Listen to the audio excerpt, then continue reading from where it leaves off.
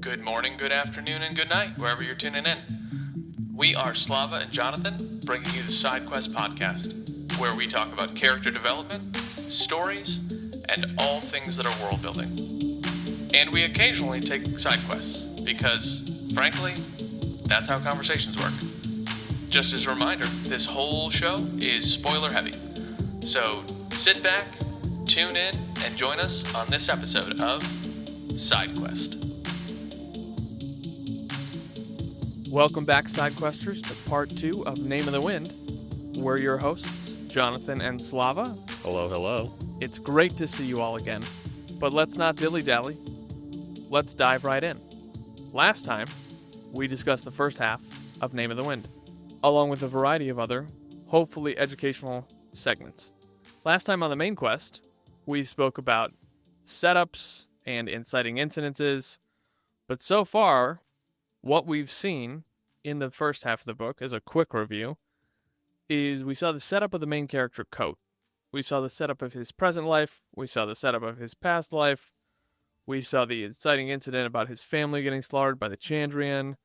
We saw him deal with grief, the sleeping mind, pain, being a street urchin, meeting a girl, traveling to the university, and we even saw him through his first semester trying to become an arcanist. The friends he made and the enemies he made, and now we'll find out what lies ahead for young Kvothe. That's right, Jonathan. And our book that we're covering is written by Patrick Rothfus. He's an American author, and he's best known for this acclaimed Kingkiller Chronicle. It's his debut novel, which he wrote in 2007 after 15 years of writing this book. It's won several awards, and its continuing sequel, The Wise Man's Fear, dropped in 2011, and it also topped the New York Times bestseller list. Yeah, the video that I saw, I think he said 14 years, but, I mean, I'll give you an extra year. I rounded up. Oh, did you? Okay. But that's fine. But what that means is it released in 2007, but he began writing it in 1992. Yeah. Right? I was 12 years old. Think about that. I was 4. Wow. Yeah, it's wild to think about, because the level of dedication that you need to have to do something for more than a month, let alone 6 months, let alone a year, and then I guess I just had to say it, let alone 15 years, that's dedication. Yeah. Most marriages don't last 5 years. Too much? Too soon? It's not for me. Mine's going to be fine. We went to learn all the tools. Excellent. No, you're right. You're absolutely right. That's a level of dedication that few people have.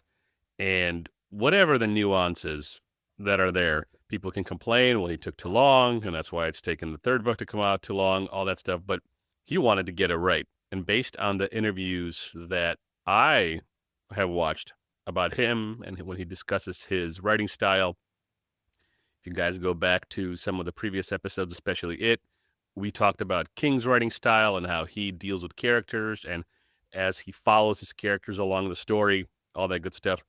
I believe I understand Rothfuss, and it's more than just perfectionism.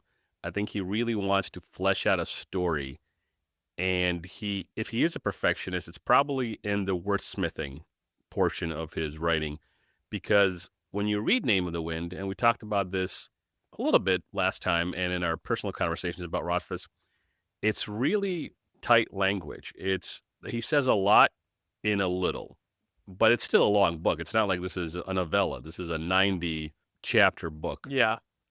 And as I wrote some of the highlights for the plot overview for our main quest, I am in 6 pages of my journal. And that's just the highlights. I didn't go into any details. I skipped some stuff because I'm like, well, I'm not going to go over their plot for 45 minutes. Then the people can read the book by themselves. Why am I reading it to them? So I didn't tell you. Good on Rothfuss. That's the new thing we're doing. We're going to just read the book to them. That's the podcast. Excellent. And we're going to get sued out of existence in about 2 months. Oh, yeah. Don't they say normally, like, this can't be played for any audiences or read for any audiences in, like, those pages that people don't read? Yeah. Well, we can. Based on our setup, what the podcast is, it's fair use. But we'd have to comment on it. We couldn't just read it and say, hey, there's the episode. We read a chapter for you. If we read the chapter, if we play any length of the audiobook, we would have to comment on it. It would have to be a critical commentary, reasonable, whatever the law states there. And if I remember correctly, looking this up, it has to be reasonable. So you did look this up? I did. And that's why we didn't play a portion of a song in one of our other episodes, yes. because we wouldn't comment on it. It would just be a gag. And if you wanted to use it for a gag, you'd have to reach out and ask the author or the writer of the song specifically and say, hey, I want to use this as a gag. I'll donate some money to one of your causes or pay you a fee, whatever the copyright fee is, and then you can I want to be the very best, like no one ever was. There you go. That song, yeah. That's fun. But let's talk about character roles in this book. Let's do it. Most people think of books in terms of heroes and villains. However, not every main character is a hero. And not every villain is the bad guy. Nope. Great example would be the Bane trilogy, right? We're following the dark side. But as we know from the movies and canon, the dark side is the evil side, supposedly. So they say. Yes. Jedi propaganda. Jedi propaganda. Right. But some of the other types of characters that are in books are protagonists and antagonists, mentors, villains, and more. So my question to you, Slava, is who's the hero of this story? Of this story, well, it is Kvothe, the Bloodless, the King Killer. He is our hero. He might be a flawed hero. Is he a hero? Or is he just a protagonist? Well, he's definitely the protagonist because he's the main character. Like the story revolves around him, the plot revolves around him. He's the character central to the narrative. And we, as the audience, follow him primarily throughout the story. So he's definitely the protagonist. Now, it's an interesting question that you bring up. Is he really a hero? I wouldn't call him a villain. I wouldn't call him an anti-hero. But he's a flawed hero is what I would call him. If you're related to the king that he kills, you might consider him a villain. Yeah. So our friends at Super Summary have given us a great definition for an anti-hero. And an anti-hero is these protagonists defy the audience's expectations. They typically do the right thing, but for the wrong reasons. And while they display many character flaws, some goodness exists in their core. Like heroes, anti-heroes take many forms. An anti-hero may be disruptible, cowardly, and selfish, or they can be a reluctant hero. A generally good but cynical person who avoids conflict until it affects them personally. And then they give an example. Dexter Morgan, part of Jeff Lindsay's crime thrill series, features an anti-hero protagonist, Dexter, a vigilante serial killer who targets other murderers. It might be splitting hairs, but I would say, and I'm willing to be wrong on this, that Kvothe is not an anti-hero per se, but he is rather a reluctant hero. Now, if you look up other definitions of anti-heroes, they'll differ a little bit from Super Summary, and each one that I've seen, there's just a slight deviation, for lack of a better term. I'm going with Super Summary, and I'm saying, based on this definition, that Kvothe is a reluctant hero. But I could be wrong. I can see the arguments against me, and they're not weak arguments. I'm just sticking by this for now until I learn something else in book 2 or 3. I think he's a mix of both a reluctant hero and an anti-hero. Because he's not enough of either one to really justify calling and categorizing him as such. He's got flaws in complexity like an anti-hero. He's got questionable morality, his own personal motivations. And then as a reluctant hero, he unwillingly embraced heroism in different moments. He's got conflict with his own personal desires. He's also got to grow and accept the realities of his life. I wouldn't say that you're wrong. I'd say that it's a mixture, which is why Rothfuss's characters feel more unique and more nuanced. Nuance is a good word. I like that, yeah. Well, they're also unique. You don't think they're unique? I mean, they're unique. I think nuanced is a better word. Like, they're unique in the sense that I've never read a book like this, and we mentioned that in the previous episode. Rothfuss really outdid himself in the fantasy genre, and in general, in my reading, we rarely meet characters such as these, and there is a depth to them. I'd say that in the way I understand it. Yeah, I'd say the thing that gives me pause, or gave me pause, was thinking through, like, are all nuanced characters unique? No. Are all unique characters nuanced? Yes. That's what I've decided. Okay. Right? Like, unique characters will be nuanced, which is what makes them unique. You know, Kvothe isn't Batman. Kvothe isn't Superman. But he is a legendary character like Perseus, in some sense, where he did harrowing feats. But he's not Perseus. He's got his own, well, if you remove the fact that he's in a whole different world, he's got his own struggles, trials, issues, etc. that he's dealing with, where his uniqueness has nuances. So, that's the camp that I'll settle down in. Well, you enjoy your camp over there. You can come to visit. I'll visit. We've got, I was trying to remember the name of the drink that Willem likes. Scutton. We've got Scutton. Ooh, I got a cool thing for us to do, either this episode or next. I have drinks. Shots of whiskey on a Saturday morning? That too. But I have 3 drinks that we could talk about. A Chronicler drink, a Kvothe drink, and a Bass drink. Ooh, save it for the end. Let's talk about that. We'll save it for the end. Yeah. Should we get Spencer Snocker? I got recipes too. I was going to say, should we get Spencer Snockered up next episode? I'll go get the supplies. No, we totally should. Then he'll be more free with his words about how much he dislikes. He's like, screw this book. This book sucks. Oh, man. Sounds like we should record on a Friday night or something. That's funny. Well, you run us through that later, and then we'll work out the details. No promises, but that could be a good time. Oh, of course. So I want to bring us back here a second to this idea of protagonist and hero, because they're different. Just some very broad stroke definitions for both. A protagonist is a main character in a story, someone who the plot revolves around, whereas a hero is a type of protagonist who embodies noble qualities and performs brave and selfless acts, like a King Arthur or one of his round table knights, Lancelot, going to recover the sword from the Lady of the Lake, right? Something like that. But not every protagonist is necessarily a hero. It's important for us as people who are trying to unpack the details of storytelling and story to remind ourselves of the definitions and lines between these different types of characters. Because not every main character is a hero, but they are a protagonist. Absolutely. And when you get into the depths of a story, if you want to nerd out and kind of go down the rabbit hole with us or by yourself in your own reading adventures, understanding this helps you grasp the story, immerse yourself in the story, helps you follow the main actors in the story, the main players, understand their desires, their actions. And obviously, the author has to spell these out.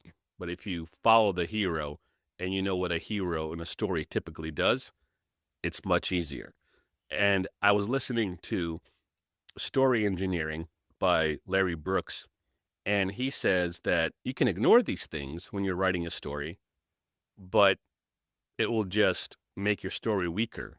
So once you understand the formula, it's like a surgeon. He gives this example.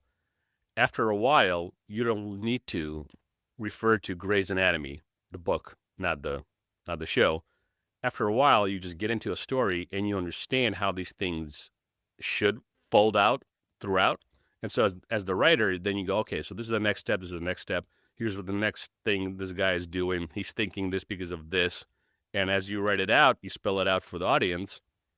it makes for a better story. Now, as the reader, you're on the other side of this, and you understand the formula that the author is using, and that makes for a more enjoyable read because you're in it and you understand exactly what's going on.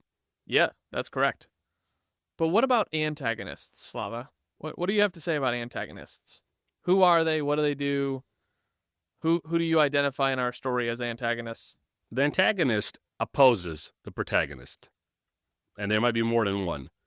When a story features an antagonist, they're the character, group, or force that instigates the main conflict, typically by challenging, obstructing, or confronting the protagonist. And it literally means, if it's from the Greek, it means opponent, competitor, or rival. And like protagonist, this character has, roots in classical dramas. So you mentioned Perseus, you mentioned some other stories, I mentioned some other stories in previous episodes. Mm-hmm. But these are the ones that will be the opposing force to our main character. Who are some of the antagonists in Name of the Wind that you've identified so far? I mean, we've read it before, so I don't think that this is a trick question necessarily. But for the audience, teach us, Professor Slava, Master Slava. You got it, Master Jonathan. Ambrose would be an antagonist. The Chandrian are the main antagonist for everybody in this world. But for Kvothe specifically in this book, it's Ambrose. You have Hem, the master, who Kvothe has a little feud with. Let's call it feud, yeah, a little feud with. Devi, maybe, but Devi's a likable antagonist, and later on, towards the second half of that story within a story, Devi becomes more of a friend than an antagonist. Give or take a little bit. Being a Shimshark or a Copperhawk. I forget which. Copperhawk's what they call her, but Shimshark's what come to mind. Because she seems to take a liking to Kvothe, and she's not a straightforward antagonist like Ambrose. She's just trying to get laid. And some money. Get laid, paid, and drink Gatorade. That's Devi's motto. Why do I feel like you use that phrase at work? People are like, Slava, how you doing?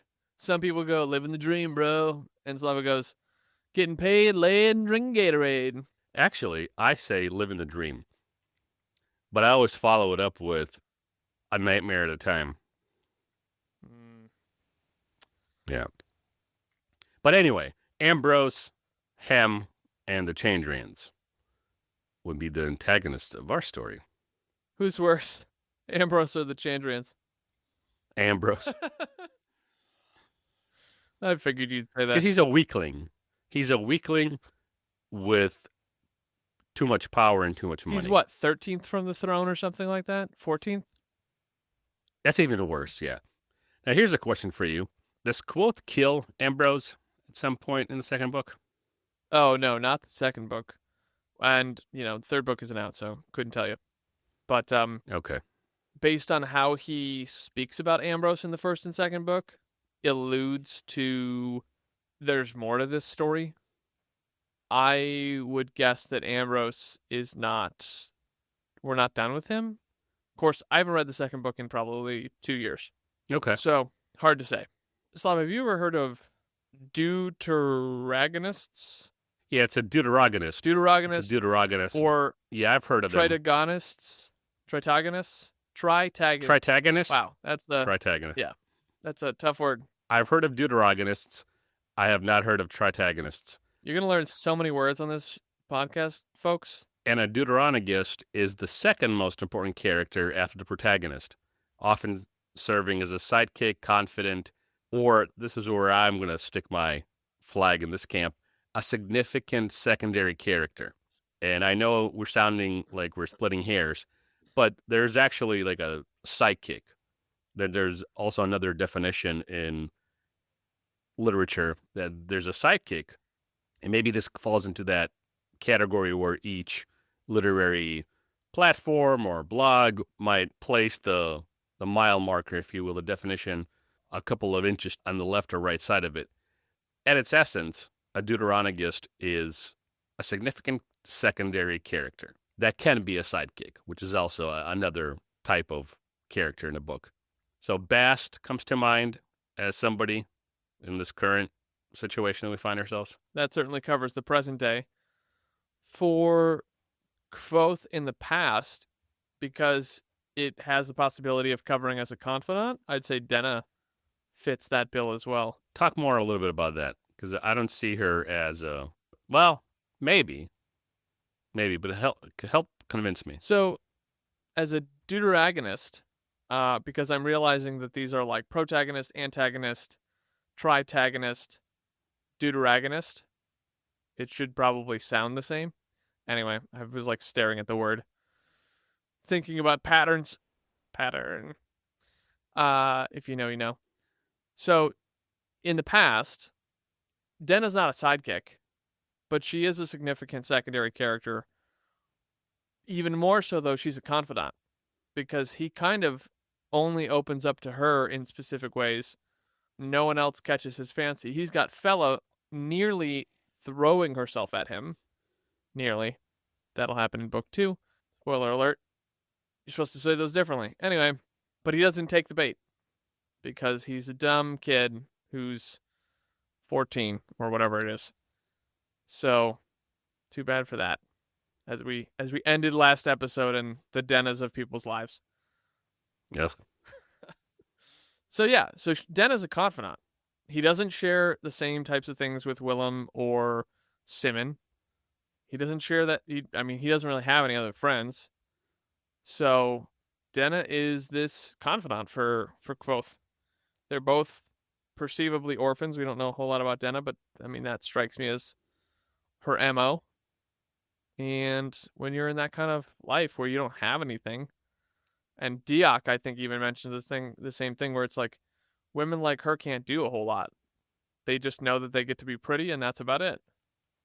And they have to survive using that. Okay. I'll buy that for $1. Well, $1's not worth much anymore, so it's actually $5. I'll give you $3.50. This is not a negotiation. I'm not some bent shim waiting for you at the local pawn shop. $3.50 is all I got. Well, then you can't buy it. Sorry. Come back another day when you act like a highborn noble's son who's wandering the city naked. Because of a lascivious thieving whore? Yeah. Okay. A 2-bit whore. A 2-shim whore. What did they say? Even worse. There's so many good, like, jabs in this book. It's a good time. It is a good time. Jackass. Yes. But tritagonists are like tertiary or third important characters in a narrative. And for this, because we're going between first person and third person, I would say that it's Chronicler. I'll buy that for $5. You said you had $3.50. I got $5 for this. Uh-huh. Well, you only need a penny for a ride for the next guy. Now, speaking of character types, are you familiar with the foil character, Slava? I am. And foils are characters who are supposed to contrast the protagonist. They show the differences in the character's story arc. Because the protagonist is the most important character in the story, it's essential that readers clearly understand their traits, values, goals, desires, all that good stuff, right? And so foils are often developed in contrast to the protagonist to clarify, accentuate the protagonist's personality and plotline. So they highlight particular qualities of the main character, to put another way. Yes. A character to juxtapose what's going on. So, to use a Cradle example, if you've listened to the Cradle series that we've done, it would be someone like Harmony in Ghostwater, which we did recently, where he is there and he doesn't really get a whole lot of play outside of being there to juxtapose the main character we're following. But we see that all the other characters are scared of him and he's not concerned about them at all. And then for Name of the Wind, you've got Ambrose. I don't think Hem falls into this, who's also like another antagonisty. No, I don't think so. It's definitely Ambrose. Well, I think you can have more than one. I could be wrong about that, but I think you could have more than one. Sure. But Hem, I don't think... now that I think about it, I'm thinking about when he is teaching. He teaches the class, and Hem draws out the hubris of Kvothe, which is like highlighting a particular quality. And he doesn't really get a lot of play besides that one like thread. Right, but does he contrast? Do we see contrast between him and Kvothe? Is he set up in a way where we see constantly, this is what Kvothe is all about, this is what Hem is all about, and we see that arc that I just mentioned in Kvothe contrasted. With Ambrose, we see that pretty clearly. I don't see that with Hem.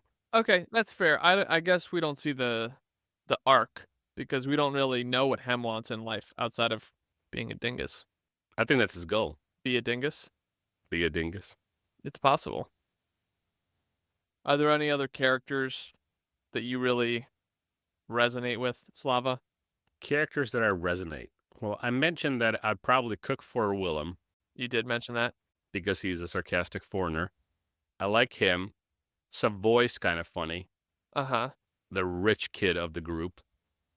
I like Fella. Fella's just a kind person. She seems like a kind person, so I like Fella. Kvothe is the main character.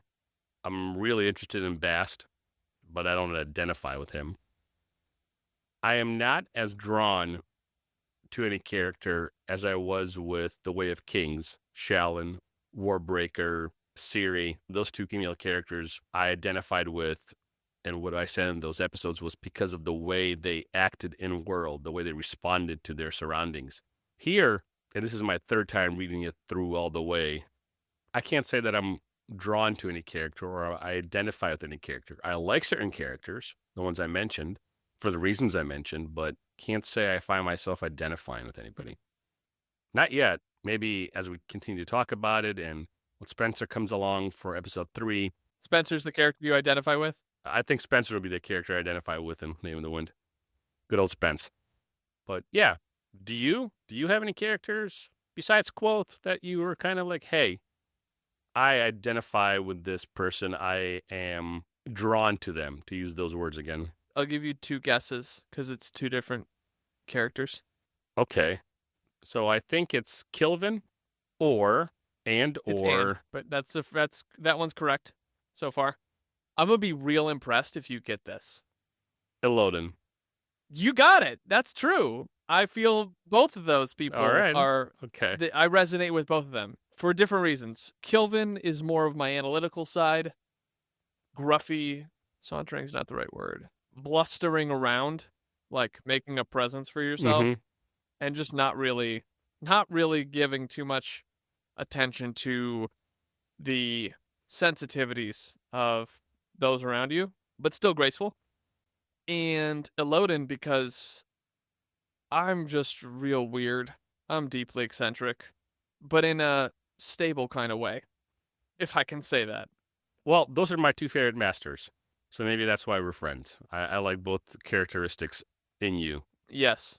Well, yeah. So sometimes I'll just saunter off into the woods. I'll tell people to do things like, well, I can't teach you unless you jump off this, roof. And then you go, I would never teach someone who's that dumb. Why would I do that? Yeah, exactly. That's why we all miss Peter, because you led him to his death. Yeah, that's why he's not on the podcast. We had to get Matt and Spence right. to fill his place. Fill his shoes. Good old Peter. Another dingbat. But you want to talk about literary devices? Sure. So, in Name of the Wind, Rothfuss employs a variety of literary devices, but some of the ones that stand out most obvious to me are foreshadowing, very blatantly his mixture of third-person, omniscient, and first-person, which is another reason why this storytelling is unique. Flashbacks, which gets into that flashing back to first person. And then irony and allusion. When I first read this, I had come from writing classes and teachers who were like, you have to write in the same person every time you're writing. You can't change it up. And so reading this, I was like, holy cow, somebody did it. Someone did it. They took the third person and they mixed it with the first person. That makes sense that you could do that where you go like, you're fully zoomed out and then you zoom in a little bit. And I think that we've seen some of this flashiness in Will White's writings where he jumps around third person omniscient, but then we get a little bit of like a snippet of a first person view, like Lyndon was thinking blah blah blah, and Aaron was thinking da da da. When you're on their perspective. But Rothfuss, he knocks it out of the park because he has very distinct pieces of the puzzle that is this story where he's going, hey, this is when I'm telling third person stuff, and then Kvothe starts telling the story. Okay, now we're in first person. Hey, an interlude, we're coming back to the present day. And it just weaves in and out. The pacing is really good. That said, moving to the flashbacks,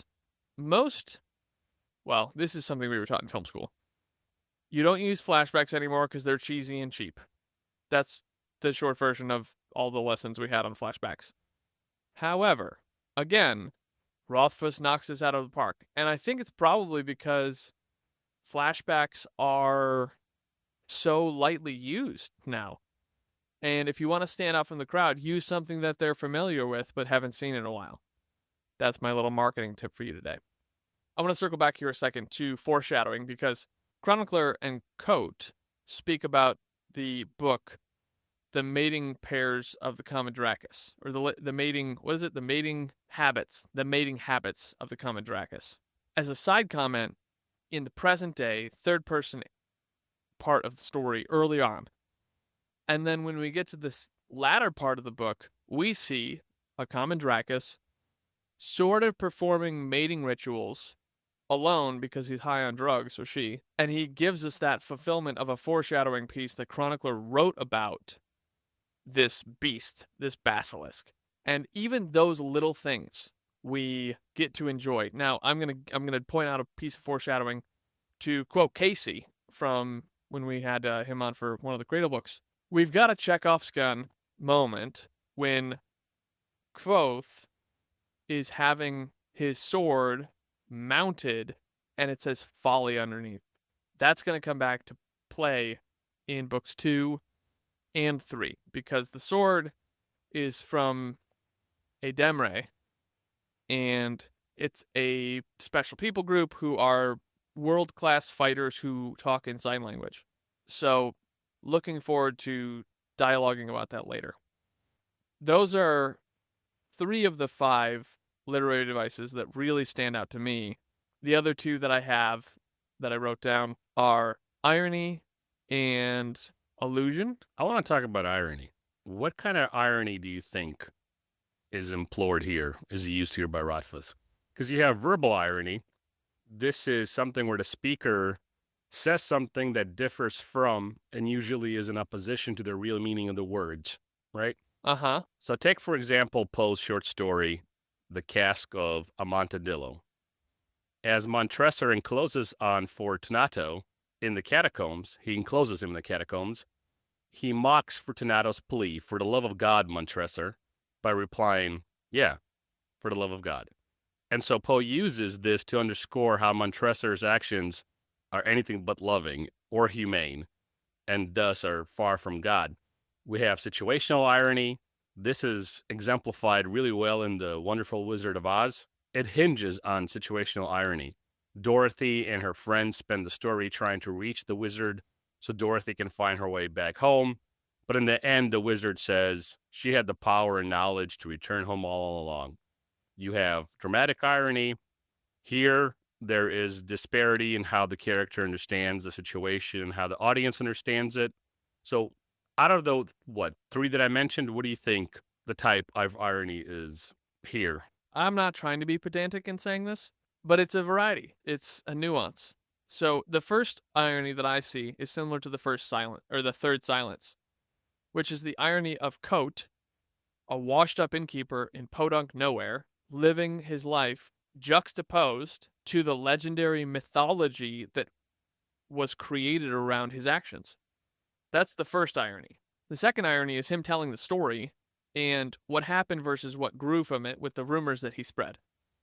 Example, Kvothe the Bloodless. He got whipped. He took wither root, or whatever it's called, to make sure that he didn't bleed. People go, whoa, he didn't bleed. He might be part fae. He might be part demon, etc., etc.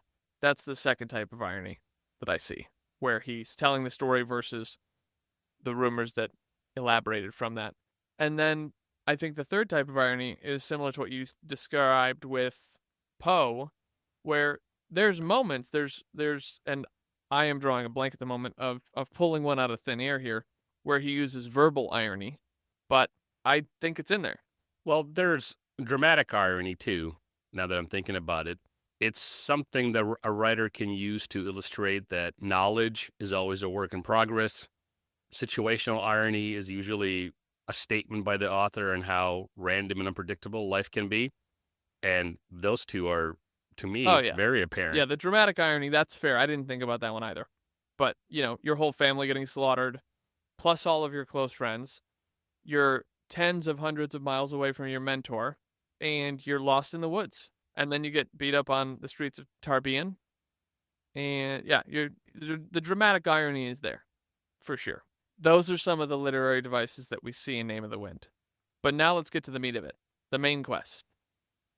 The creme de la creme, the resolution of our man Kvothe, living his luxurious life in Nowheresville as Kvothe the innkeeper. So for the plot overview, the main quest here, part 2. After a rocky start, the term sort of smooths out for Kvothe, but his fight with Ambrose continues. He now needs money for the following term and ends up going to a moneylender named Devi. He buys a lute, he masters cylindry, but begins to get burned out because hustle culture is not for everybody. Bone tar. We meet a sweet but slightly crazy girl named Ari. Kvothe is very protective of her, looking at her as a little sister. Willem, Simon, and Kvothe travel to Imre and the Aeolian? Yes, thank you, which is a bar for him to get his pipes, make money, and continue his studies. Kvothe sings the Lay of Sir Sivian Trilliard, a very sad song, a very complicated song too. And here's where we get introduced to Denna again. He writes a song called Jackass, Jackass, referred to numerous times already, for a ride. In a fight with Ambrose, and the fight with Ambrose escalates to a possible murder attempt against Kvothe. Ambrose is more powerful than Kvothe ever imagined, and in the middle of all this, Kvothe decides he commits to becoming an artificer at Kilvin's workshop as a base for learning. This is what he's going to do with his life. He can't go to the archives. He's going to become an artificer and use that as his career/road to find more knowledge and eventually get to his goal, which is finding out more about the Chandrians and getting his revenge. He pines for Denna and bumbles through feeble attempts to court her, is what I have here. There's a fire at the fishery. Cool. Yeah, you're right. There's a fire at the fishery. Kvothe saves Fella. Fella gives him a cloak. Fella starts to have feelings for him, which I guess comes more to fruition in book 2. And more stories spread about Kvothe. And what's interesting is Kvothe keeps using 7 words around Denna. I thought that was kind of cool that when that came about, where he doesn't know the 7 words to make a woman love him, so he keeps talking in 7-word quips. He travels to Trabian because of a rumor that the Tandrians have destroyed the Mathuan farm. Surprise, surprise. That's where he finds Denna, and she is rumored to be one of the only survivors. And here is where we also meet the Crack Dragon. Crack Dragon? Is that something you made up? Yep. Because the dragon's on drugs. No, that's funny. Yeah, that's good. But the big old cow, as Kvothe calls her. Crack the Magic Dragon? Crack the Magic Dragon, dude. Well done. Well done. Chef's kiss and all the reaction gifts with slow claps for you. Denna tries some heroin or crack. Kvothe ends up killing the dragon.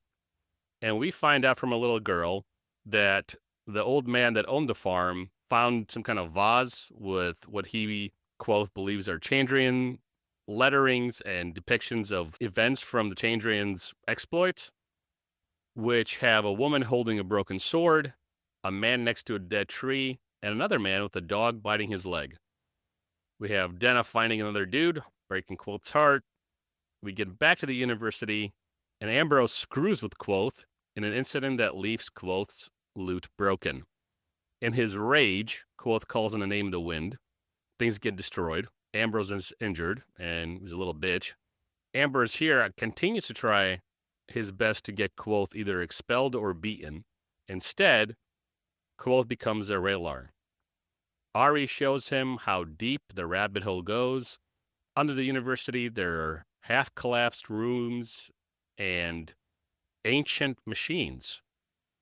And then some good things happen. Kvothe gets a new lute. Kvothe pines some more. And we're back in the present day. Kvothe says he has now set the stage or the groundwork for his story. And in the previous interlude, right before this one, we see more of the danger coming Kvothe's way when the thieving deserter that robbed Chronicler comes in a delirious state. And we end where we began, in silence, the silence of a man waiting to die. A lot of stuff happening here. Yeah, it really picks up in the second half. Oh, heck yeah. It almost feels like during a first read-through that the first half is, even though there's an inciting incident, it feels like it's more setup. Not a bad thing. Not a bad thing at all. The setup is great. I think I talked about this a little bit way back to like 3.5 years ago now, that it felt a little slow. But again, the second reading of the book, the third reading of the book, setup was fine. I liked it slower. Yeah, it's actually not as slow as you think it is in the second read-through. No, there's a lot packed into it. And I think I've mentioned this in other larger novels we've read. It feels slow because you're getting the lay of the land. Yep. And it's just too much information to take in. And this is with any fantasy novel. I think you said the same thing about The Way of Kings. And I was like, how far are you? And you're like, chapter 6. And I was like, okay, well, 30 chapters in, you'll start to see what's going on. So, buckle up, buddy. All right, I'm buckled in. Yeah. What stood out to you, though, Jonathan, in this second half of the book? Anything draw your attention? Yeah, the things that I liked about the second half are the foreshadowing being fulfilled with something as simple as Mating Habits of the Comet Dracus, written by Chronicler, and later fulfilled in Kvothe's life. The fact that we see Kvothe start to piece together the Chandrian, but also we get this red herring because the Dracus shoots blue flames out of its mouth. And you're like, oh, maybe it's not this, but then the little girl comes and confesses. That's fun. More of Kvothe's money problems is a good time for me because I think I said this in the first episode, maybe it was a previous recording of us failing to record this, where I talked about like most people have been poor in their life at some point. But I also mentioned in one of the failed recordings that the way that any author can become wealthy, or, well, not even wealthy, but like your book will sell. That's the bar that I'll set. Is if you make a school for learning magic, because I don't know of a book that made a school for learning magic where it failed. You've got Harry Potter, you've got Name of the Wind. Those are the two that stick out to me. Maybe there's another, and I'm not aware of it. You have mentioned this before, even in this episode. You mentioned before in air. I tend to agree. Yeah, which is not a bad thing, but it's this resonating of like, oh, right, we all went to school before. Oh, right, school was hard. Oh, right, we had friends at school. Oh, right, we had issues with teachers. Like, those kinds of things are items that we can all resonate with. We've all lived through. And so we attach ourselves and we see, oh, I understand Kvothe's struggle in this, studying for tests and studying for whatever. Sure, it's magic, and it's this allure of power and dark knowledge, right? It draws us in because every kid growing up was like, oh, I want my letter to Hogwarts. And it's like, okay, cool. It's fun. I get it. I understand. I get the draw. Yeah, those are some of the things that stood out to me. I like that the story's not over. I like that there's a lot of questions that are unanswered at the moment. That's a deviation. Huh? That's a deviation. You usually don't like unanswered questions. There's a sense of mystery. I like that too. Yes, that's fair. That's a fair rebuttal. But I'd say that the sense of mystery here is purposefully mystery, not thrown in your face, but it's made obvious. Where Elodin, Kvothe's like, in his third question, will you tell me what's behind the doors of stone? And he goes, no. But now that you're Relar, I will tell you that the doors of stone exist. And he just leaves it at that. And it's like telling the audience, hey, there are mysteries. I'm not going to tell you about them yet. And it just goes, okay, fine. Whereas some of the books that we've read that you suggested, where it's like there's mystery buildup, and it's like, well, I don't care. And that's the juxtaposition here for me. The other authors don't make me care. I don't care. I don't care about it. I cared about, and I know that I bring this up a lot because I really, really love this book. Red? Yes, Roadside Picnic. You got to it before I did. Where I'm with the character. I'm in the struggle. I see what he wants. I get it. But the problem is, not every character that gets written in some of these other books we've read, City in the City is a great example. A lot of mystery, supposedly. I don't care. The main character doesn't help me care. And that's what he should do. I should care because of the mystery. I do care about the mystery here because Kvothe cares. And he really wants to understand the secret knowledge because he's got things in store that he's trying to deal with. Anyway, all that to say, I do enjoy the mystery here. That stands out. Book 2 actually like ups the ante again. Because this really is like a true epic fantasy. The biggest thing though, and this is a minor deviation on my part, because I'm talking about book 2, is book 2 was supposed to have some key events happen. There's this quote, 3 things all wise men fear. And Rothfus does a really good job at this, where he gives you a quip. My name is Kvothe. I've stolen princesses from sleeping Barrow Kings. I've burned down the town of Trabian. He fulfills most of these things throughout the books. Now, we haven't seen stolen princesses back from sleeping Barrow Kings yet in books 1 or 2, from what I can recall. We did see him burn down the town of Traben. He spent the night up with Felurian. That's book 2. Left with his sanity in his life. Expelled from the university. We see that in book 2. I tread paths by moonlight that others fear to speak of during the day. I think he might be talking about Kvothe there. And then he's talked to gods, loved women, and written songs. Although, talking to gods also could be the Kvothe. Written songs that made minstrels weep. But Rothfuss gives us like, hey, this is what I'm going to tell you about. And then he fulfills it. And he builds trust with the reader. Now, in book 2, he does something similar. He gives us this little quip. The book is called A Wise Man's Fear. And the quote is, there are 3 things all wise men fear. The sea and storm, a night with no moon, and the anger of a gentle man. He fulfills a night with no moon, and he fulfills an anger of a gentle man. And sometime, I think it was the first time we read it, the publisher made him cut the sea and storm. So there's a section of this where Kvothe gets shipwrecked, and it's skipped. It's like, oh yeah, I got shipwrecked on my way to Ventus, etc., etc. Boom, moved on. Okay. Which is a real bummer. Because we like the author saying, hey, I'm going to take you on this journey. And this is when you set direction as an author, right? I'm going to pay off these things. Sanderson does a great job too. He's like, hey, what is it like to kill a god? Boom, Mistborn series. They kill a god. So when an author is, I guess, I don't know another word to use, undercut by his publisher to remove a key piece of this payoff he's supposed to give us, it feels a little lackluster when I found out about that. Anyway, those are the things that stand out to me. I went on a bit of a side quest, but how about you? What stood out to you? Well, you stole one of mine. The sense of Good mystery. The sense of mystery around everything that's going on. So I can't pull out one event and say, ooh, wow, this is cool. Everything that happens when he rises to Traben and afterwards, him returning to university, him fighting the dragon, the little girl, exploits or lack thereof with Denna, him naming the wind in a fit of rage, and then being told by one of the masters that, hey, many students call the name the wind in anger. That goes back to what I said in the previous episode about the knowledge that he's seeking and naming in particular, that it's hard and easy at the same time. There are simple ways you can name the wind, but the mystery never is fulfilled. You're never given everything, because there's a next thing to learn and a next thing to learn. And the mystery that Rothfuss sets up exemplifies that. And I think that's what was most enjoyable about the second half of the book. Now, there's little bits and pieces of the plot that I did enjoy. Him and the farmer, when the Denna and he are perusing the farm and looking for stuff and looking for clues, if you will.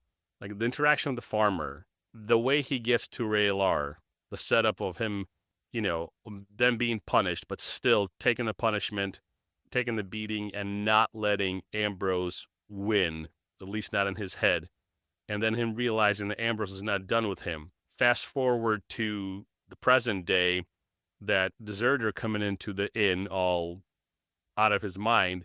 Those events stood out as fun for me. I really enjoyed them.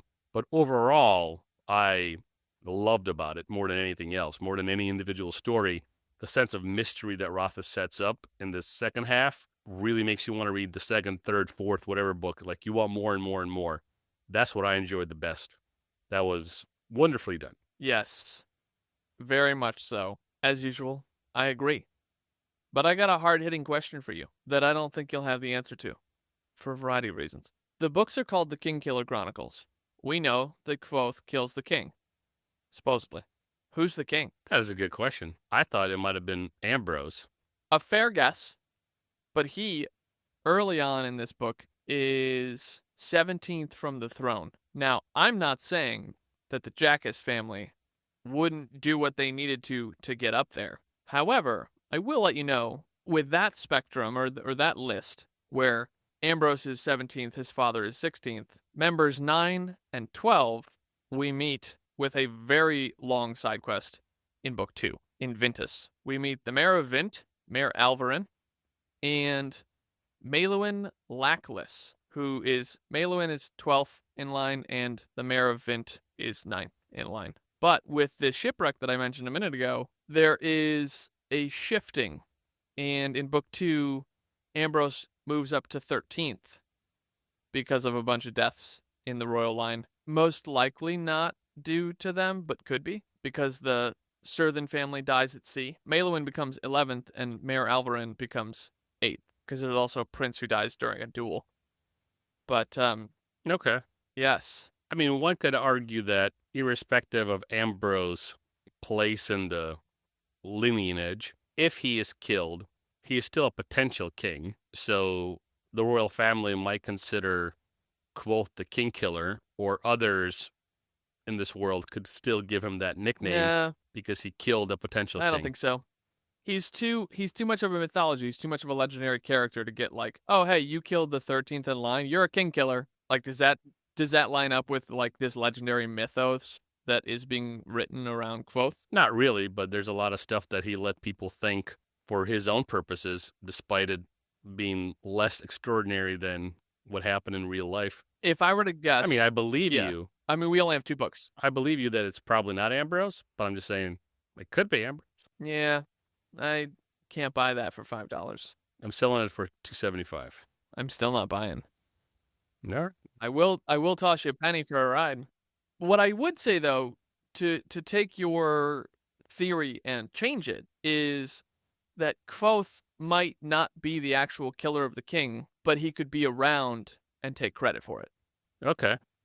And could be involved with it in some way. So I will say that. Man, there's so much. So Book 2 has so much fun riddled in it, where Kvothe meeting Felurian, Kvothe getting a shade, which is like a special cloak that Felurian makes for him. Like, I know that Slava really loves the telling him what's ahead, so I'm trying to whet the appetite. That whole section, there's more real-life moments / moments of legend where Kvothe, like Taborlin the Great, calls down lightning. There is Kvothe following Tempe back to the Ademre and visiting the sword tree. Oh my gosh, there's just so much. There's Kvothe, spending a lot of time with Mayor Alvarin, trying to help him with his love life. It's just a wild time. The culture of Vint has rings that are used in the noble court to determine your standing with another person. It's so much fun. Anyway, that's your little teaser. Looking forward to it. That's your little teaser. Excellent. Were there any questions that came up to you during the reading, now that I've whet your appetite for the future? You answered them all. I don't believe you. Not really, though, if I'm being honest. I'm still fascinated by Bast and his connection to Kvothe, so that's going to be a continuing question. I think another question would be, do we see Ben again? Oh, that is a good question. Yeah. Not in Book 2, but it would be fun to see him in Book 3, for sure. Stuff like that. I'm here for the ride. I mean, I appreciate the foreshadowing and the whetting of my appetite, but I'm here for the ride. I like the mystery that's set up. So here's another question for you. I know that you kind of liked Ari. I think you read The Slow Regard for Silent Things. Is that right? I started it and never finished Okay. it. I got sidetracked with other books for this project. Okay. Interesting. Got it. What are your impressions of the Underthing at the moment? Ooh, I love it. I especially love Kvothe and Ari exploring underneath the university and all those rooms, and they're collapsed. And some of them have machinery. Some of the machinery is broken. Some of it's apparently functional or looks functional. And there's these pipes and caverns and tunnels. That leads me to believe that there was a previous university. Things were built upon the ruins of something. Something's covered up. What are these machines? Where did the tunnels lead to? Is the university involved or wasn't involved in some dark, nefarious, what goings on? And are they only dark and nefarious because the people around them think of artifices as some kind of, devil worshippers? What happened to the previous establishment that the university was built upon? Are there deeper, bigger secrets that we find out in book 2, book 3? That was a fantastic plot point. That I really was engrossed in that little sliver of the story. I thought it was great. Do you think that there really was something nefarious? Because we do learn the history of how the Arcanum started, where they had Ilar, Raylar, and I believe it was Elodin talking about how the university was formed, right? Where you had the Elir who saw things, and then the Raylar who said things. So do you really think it was nefarious, or is it just kind of like a possibility in your mind? A possibility in my mind, and the possibility is people around the university who used to attack the Arcanists, they think it's nefarious because it's all machines that are, fandangled and new and crazy to them.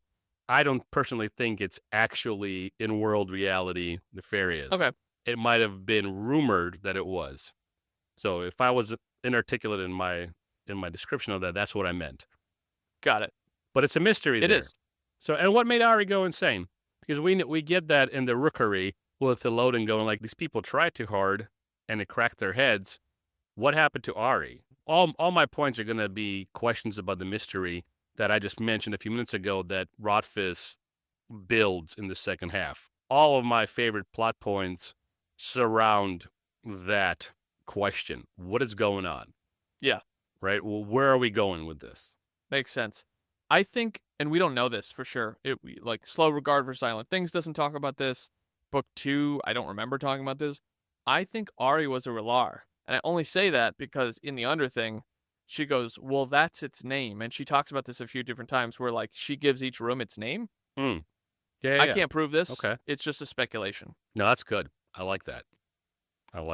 You got any speculations besides the mysteries? Any other speculations, I should say? Not right now. I am taking it all in. Fair enough. Well, let's move on to hot takes section. Spicy hot takes. Let's do it back and forth. I got one. Yeah. You first. So my hot take is stop chasing around Denna and take Fella and enjoy your life, Mr. He Kvothe. really should have. But then on second thought, don't ruin Fella's life. Leave her be. Let her be. Stop leading her on. You saved her. She's now a good friend, a sister in the Lord. You want to get friend zoned in the Christian world? Just leave her be. Just be nice to her. Fella's seems like a sweet person, like a good friend. Keep it that way. Fair enough. My first hot take is that when we get book 3, because I do believe that we're going to get it, I just don't know when. I'm concerned that we're not going to get all the answers that we want at the end of book 3. That's my hot take. What about you? What's your next hot take? I got one that might ruin me forever. Uh-oh. I don't know. Denna should get together with Ambrose. Oh, no. Oh, boy. And just break Kvothe completely. That's why he goes to get an in. This is what breaks Kvothe. And that's why he gets an in the farthest regions of whatever the hell world. You're worse than the Chandrian.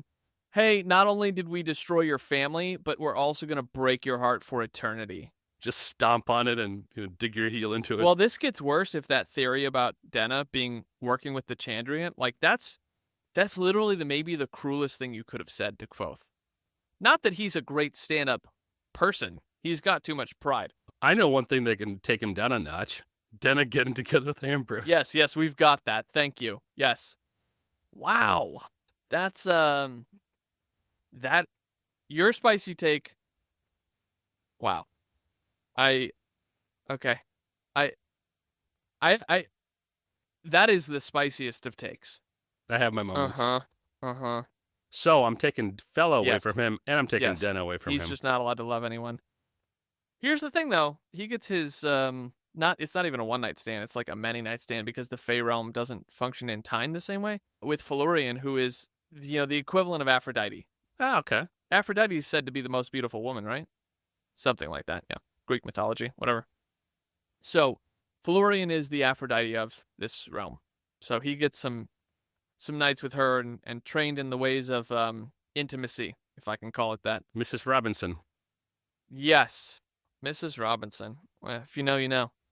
My second hot take is, and I don't mean this as an insult if Rothfuss ever hears this, but I think he should take on an apprentice writer.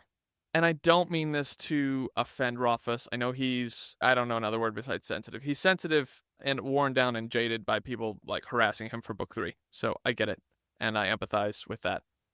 But I think he should take on a writing apprentice to write out other parts of the world.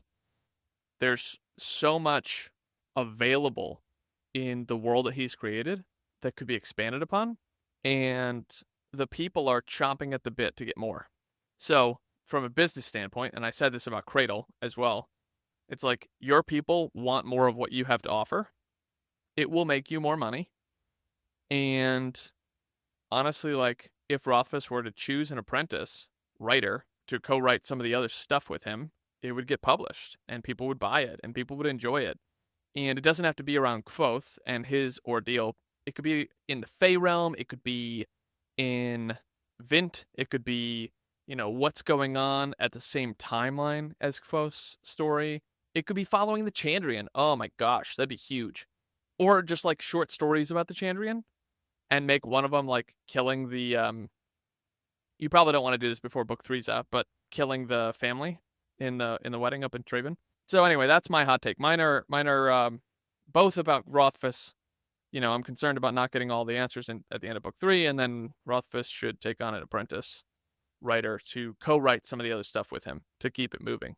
So those are my 2 hot takes, and yours are actually vicious. Maybe downright satanic. I'm not sure yet. Well, I am a Chandrian. There's actually 8 of us. I knew it. Slava the Chandrian. Yeah. Well, that's the episode, folks. We would love for you to let us know what you think so far about the new breakdown of these episodes, where we've got these different segments talking about the elements of story and stuff. If you hate it, just let us know. That's fine. We're doing this to try to build something more robust than our first framework. So give us some of those comments. Slava, what are we diving into next time on SideQuest? Next time on SideQuest, we will be recapping, finishing up The Name of the Wind with our favorite guest, Spencer. He will be reading this for the first time, has read it for the first time, or second and a half time. But we've asked him to come on and talk about it with us because he has less affinity for this book, which might change by the time he finishes this read-through. But we are going to be doing our usual 3rd episode guest recap, where we'll dive into a little bit of the themes, key topics, favorite scenes. We're going to rate the book and maybe do some armchair authorship. I feel like everything we do is armchair authorship. That's what makes us fun. Facts. Awesome. Well, if you guys would do us a favor, take a moment and rate the show on your favorite podcast platform, and share this episode with your book-loving friends. See you next time on SideQuest.